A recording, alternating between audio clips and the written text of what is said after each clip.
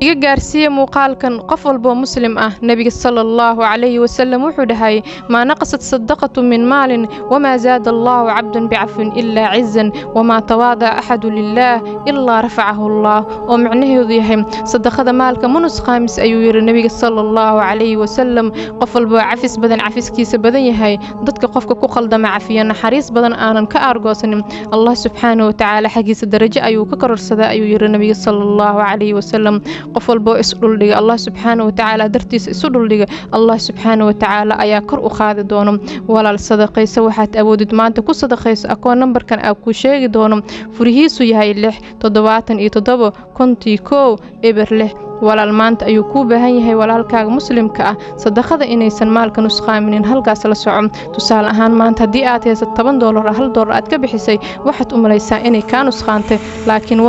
ogsoonu walaal sadaqada maalka munus qaamiso Allah subhanahu wa ta'ala maalkaada iyo awlaadaada ahaysata ku barkeeyo oo ku ziyaadiyo walaalkaaga muslimka caabi maanta ayuu noo baahan yahay adduunkan ayaa walaalo lagu yahay walaalo oo nolga baahan yahay wax sheek iyo waano iyo wax isku